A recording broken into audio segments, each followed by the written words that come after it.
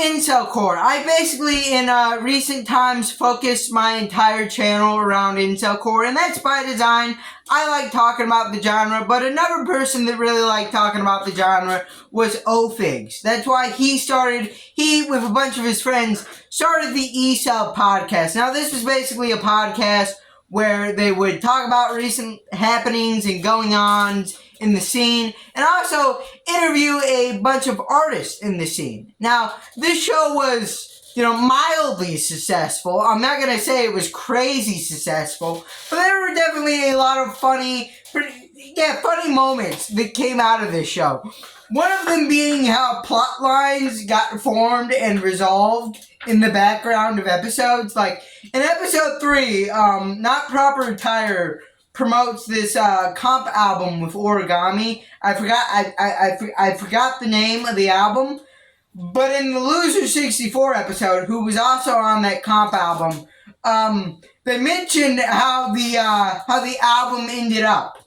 Basically, one of the guys on there got outed as being a pedo, and it's not even, deniable. It's not even oh, maybe there was a misunderstanding, maybe there was this, maybe there was that. No, he did that.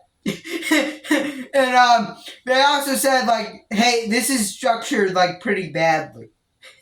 So, didn't end too well for that comp album. But I also want to talk about, this may be a little bit of a poor taste joke, but that's not the only person that had a bad outcome after going on this podcast. Little Watermark died in a car accident. Kind of tragic, dark news. Rest in peace, Little Watermark. There's also on the channel a tribute to him, and the episode with him is also pretty good. Maybe not my favorite. My favorite's probably the Loser 64 one. And also, there was another piece of infamous incel core lore here, being the Barnyard episode, or Farmyard episode. Where basically we got the big four of incel core, alright? Fried by Fluoride, Crushed Socks, Heartbreaker, and Neat, all in one episode to talk about their brand new comp album that was going to revive incel core and become the new MK Ultra support group. Guess what happened? Didn't come out. It didn't come out, and now all the people hate each other for 6 months. Now they're friends again. I assume so. Probably by Fluoride featured on Neat's album this year, so I assume they're all buddies again. I don't really know though. But yeah, that was kind of disappointing. It's kind of funny looking back at that now. Some other people I kind of wanted to look back on. Cameron Flodge was the person who ran the Camo Hoodlums record label. Alright, with Popkill, Chad Pilled, and wait for this name. You're gonna bust a casket when you hear this name. Infectious Jelking was on this project. There's actually just Popkill and one of the guys from Chad Pill just making death metal or slam metal for some reason. And for some reason it blew up. They have a song that's close to 1 million streams now. But anyways, that label seems to still be active. There was at least one song this year released under it. So it's kind of shocking that label is still being active, considering the lackluster backstory behind it being Cameron Flodge got drunk one night and woke up with a record label. That was his explanation. It's kind of insane.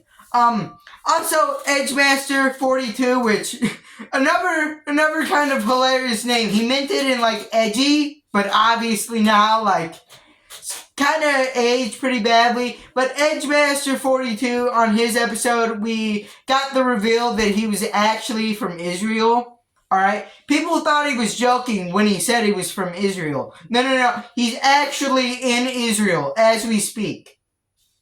There's a video of him getting bombed, too, which is the crazy part. Also wanted to give a shout out to him, because despite being in a war-torn area, or maybe Israel is not the one being torn apart, but despite being in a country that's actively at war with in a civil war. I don't really know what's going on there.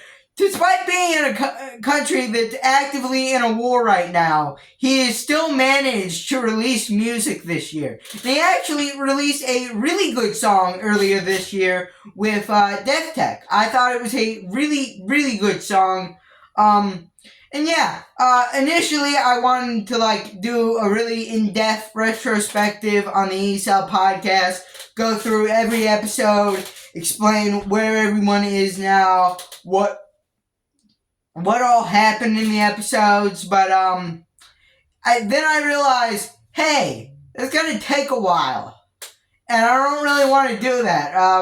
Not to be mean. I'm not trying to be mean or anything, but some of these people do not interest me. But one more thing before we leave, Taurus Bomba, he was also on this podcast, episode 10 of this podcast, and yeah, we're gonna be reviewing his album next time. Yeah, that's what I wanted to say. Next time on Kyle's Clips, we will be talking about Taurus Bomba's first album. I forgot what it was called, but we'll be reviewing that. Alright, bye-bye.